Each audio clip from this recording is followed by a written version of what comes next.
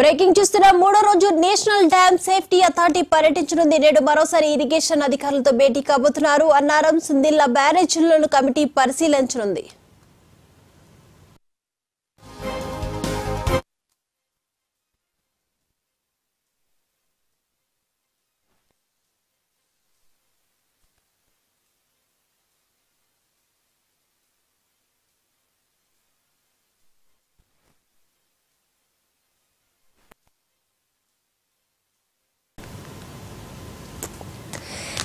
మూడో రోజు national dam safety authority పర్యటించబోతుంది. నేడు మరోసారి ఇరిగేషన్ అధికారులతో కూడా భేటీ కాబోతున్నారు. అన్నారం సుందిళ్ల బ్యారేజ్లను కమిటీ పరిశీలించనుంది.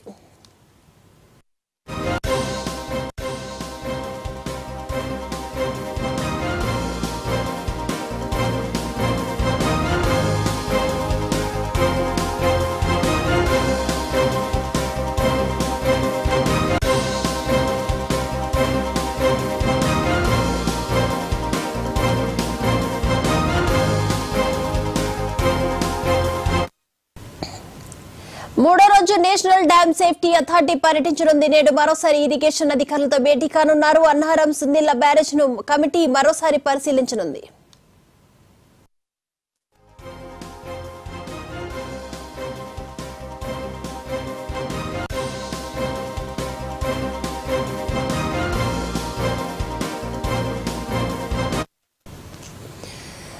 మూడో రోజు నేషనల్ డ్యామ్ సేఫ్టీ అథారిటీ పర్యటించబోతుంది. నేడు మరోసారి ఇరిగేషన్ అధికారులతో కూడా భేటీ కాబోతున్నారు. అన్నారం సుందిళ్ల బ్యారేజ్ ను కమిటీ మరోసారి పరిశీలించనుంది. ఈ అంశానికి సంబంధించి మరిన్ని అప్డేట్స్ అందించడానికి మా ప్రతినిధి సుధాకర్ సిద్ధంగా ఉన్నారు. సుధాకర్, కాళేశ్వరం ప్రాజెక్టు పైన ఎన్డీఎస్ఏ బృందం ఏర్పడింది. ఆ బృందం చంద్రశేఖర్ అయ్యర్ నేతృత్వంలో ఏర్పడ్డ బృందం 2 రోజులు మేడిగడ్డ, అన్నారం, సుందిళ్ల 3 బరాజులను సందర్శించారు. మేడిగడ్డలో సుమారు 5 గంటలు, అదేవిధంగా అన్నారంలో 4 గంటలు, సుందిళ్లలో 3 గంటల పాటు 3 బరాజులను పూర్తి స్థాయిలో పర్యవేక్షించారు. వారు చూసి దానికి పగుళ్లు ఎందుకు వచ్చాయి, అదేవిధంగా మేడిగడ్డలో పిల్లర్లు ఎందుకు కుంగాయనే అంశాలను పూర్తి స్థాయిలో అధ్యయనం చేసిన తర్వాత ఇవాళ హైదరాబాద్ లో ఇరిగేషన్ శాఖకు సంబంధించిన అధికారులందరినీ అందుబాటులో ఉండాలని ఇరిగేషన్ శాఖ ఉన్నతాధికారుల నుంచి వారికి సమాచారం అందింది. ఈ కమిటీ 5గురితో కూడిన కమిటీ ఏదైతుందో కమిటీ కాళేశ్వరం ప్రాజెక్టు నిర్మాణం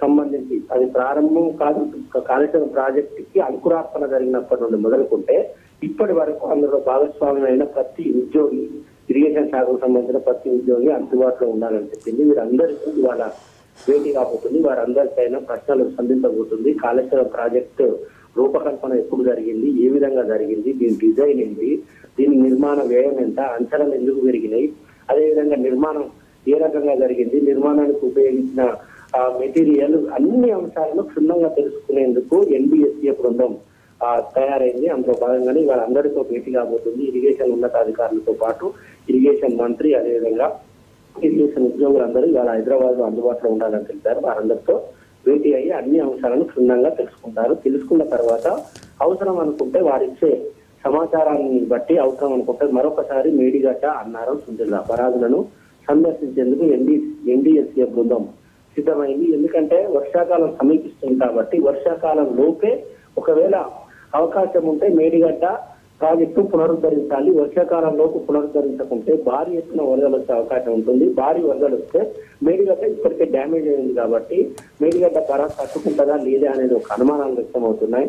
త్వరితగతిన రిపోర్ట్ ఇచ్చినట్లయితే పునర్నిర్మించే అవకాశం ఉంటే దాన్ని ఎలా పునర్నిర్మించాలి, కుంగిన ఫియర్స్ ని ఎలా తొలగించి మళ్ళీ ఫియర్స్ ని ఎలా నిర్మించాలి అనే దానిపైన పూర్తి స్థాయిలో ఒక రిపోర్ట్ ఎన్డీఎస్ఏ బృందం ఇవ్వాలి. ఆ ఎన్డీఎస్ఏ ఇచ్చే బృందం ఆధారంగా రాష్ట్ర ప్రభుత్వం ముందుకు పోబోతుంది. కాబట్టి పూర్తి స్థాయిలో విచారణను త్వరితగతిన పూర్తి చేయాలని ఎన్డీఎస్ఏ బృందం భావిస్తుంది. అందులో భాగంగానే వడివడిగా అడుగులు పడుతున్నాయి. క్షేత్రస్థాయిలో పరిశీలనలు, అదేవిధంగా అధికారుల నుంచి సమాచారం రాబట్టేందుకు ఎన్డీఎస్ఏ బృందం సిద్ధమైంది. Right, thank you Sudhakar.